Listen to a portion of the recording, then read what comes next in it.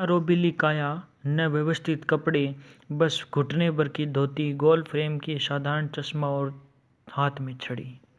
ऐसे थे महात्मा गांधी। बिल्कुल सिंपल रहते थे और उनके जीवन के आखिरी 14 घंटे आज हम आपको बताने जा रहे हैं।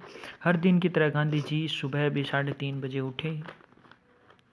अन्य दिनों की तरह ही उनका आज का दिन भी व्यवस्थित मगर व्यस्त रहने वाला था।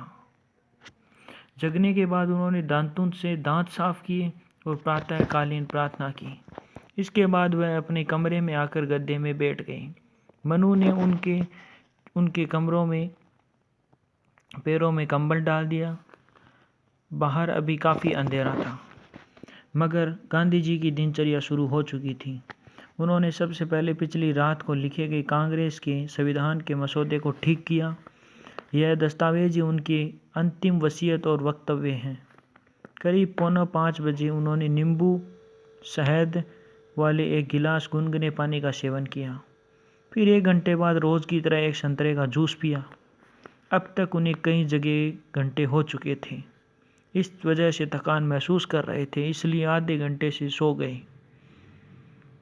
आज उनकी पहली भेंट सुबह 7 बजे श्रीमती आर के नेहरू से हुई तय थी। श्रीमती आर के नेहरू के अनुरोध पर गांधी जी ने उन्हें अपने दस्तखत के साथ उनके साथ एक फ़ोटो भी दिया जिस पर लिखा था, आप एक गरीब देश के प्रतिनिधि हैं, इस नाते आप वहाँ शायद मितव्ययी जीवन बिताएंगे। प्रातः 8 बजे गांधी जी मालिश के लिए तैयार हुए। इस दौरान उन्होंने प्यारेलाल को रात में किए गए कांग्रेस के नए संविधान का मसौदा तैयार करने हेतु उन्होंने अपने सहयोगी प्यारेलाल जी से कहा, ज़रूरत हो खाली स्थानों को भर देना। साथ ही उन्होंने यह भी कहा कि इसे मैंने भारी तनाव में लिखा है। नाश्ते से पहले गांधी जी ने बांग्ला सीखने का दैनिक अभ्यास पूरा किया। गांधी जी ने 9 ओखली यात्रा के दौरान बांग्ला सीखनी प्रारंभ की थी, जिसे उन्होंने अपने जीवन के अंतिम दिन तक जारी रखा। सुबह ठीक 9:30 बजे गांधी जी ने नाश्ता लिया, जिसमें 12 औंस बकरी का दूध, कच्ची और पक्की सब्जियां, संतरा, 4 मटर, गाजर का रस, अदरक, नींबू, एलो का निचोड़ उसमें शामिल था। अब तक प्यारेलाल उनके लिखे हुए मसौदे को ठीक करके उनके सामने पेश कर चुके थे। गांधी जी ने उसे देखा और पंचायतन नेताओं की संख्या संबंधी गिनती के दोषों को सुधारा। इसके बाद उन्होंने थोड़ी देर बाद विश्राम किया और फिर मिलने वालों से भेंट शुरू कर दी। इस मुलाकात के बाद गांधी जी जनवरी की गुनगुनी धूप में लेट गए और अपने पेट पर लेप लगाया। इस दौरान उन्होंने अपना 9 ओखली से लाई हुई बांस की टोपी से ढक लिया था। दोपहर में 1:30 बजे ब्रजकिशन ने गांधी जी को मास्टर तारा सिंह का संदेश पढ़कर सुनाया। संयोग से इस संदेश में भी उन्हें हिमालय जाकर बसने को कहा गया था। गांधी जी ने इसके बाद गाजर और नींबू का रस लिया। इसी दौरान उनसे दृष्टिहीन और बेघर शरणार्थी मिलने। गांधी जी ने ब्रजकिशन से उनके संबंध में कुछ हिदायतें दी। इसी दौरान गांधी जी को इलाहाबाद में वेदंगों की रिपोर्ट की पढ़कर सुनाई गई। दैनिक इंटरव्यूओं का सिलसिला जारी रहा। दोपहर 2:15 बजे शुरू हुआ। उनसे मिलने कई लोग देश विदेश से। श्रीलंका के एक प्रधानमंत्री अपनी बेटी के साथ उनसे मिलने आए। उनसे श्रीलंका के स्वाधीनता दिवस 14 फरवरी के लिए संदेश देने का अनुरोध किया। दोपहर 3 बजे गांधी जी से एक प्रोफेसर मिलने आए और 3:15 बजे फ्रांस के प्रसिद्ध फोटोग्राफर हेनरी कार्टियर-ब्रेसन ने उन्हें अपने चित्रों की एल्बम भेंट दी। 4 बजे गांधी जी ने अंतिम साक्षात्कार समाप्त किया। अब सरदार पटेल आने का समय हो गया था।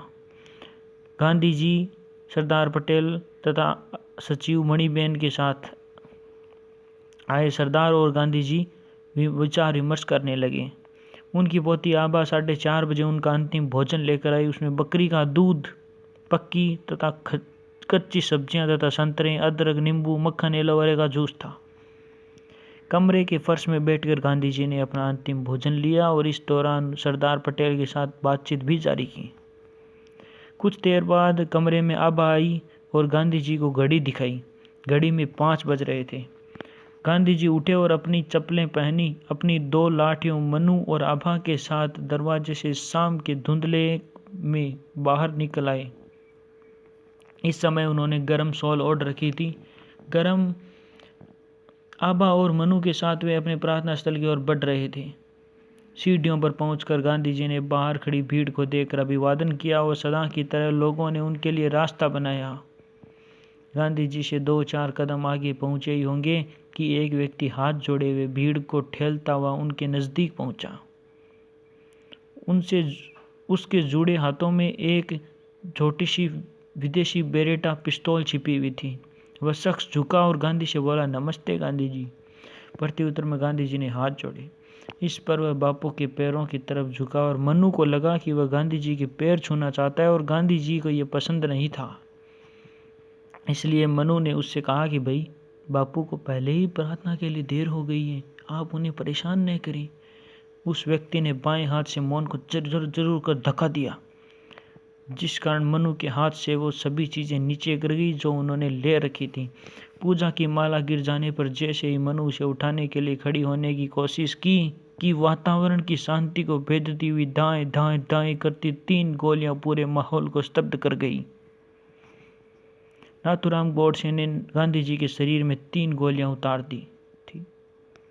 2 गोलियों तक गांधी जी हाथ जोड़े लड़खड़ाते हुए खड़े ही थे, मगर तीसरी गोली लगते ही वह कंपा और हे राम कहते हुए एक तरफ गिर पड़े। वातावरण में हर तरफ धुआं भर गया था। लोग चीखने पुकारने इधर उधर भागने लगे और महात्मा गांधी का जीवन समाप्त हो गया। यह थे महात्मा गांधी जी के अंतिम दिनों की अंतिम 14 घंटे। कैसे लगे आपको? कमेंट करके बताइएगा।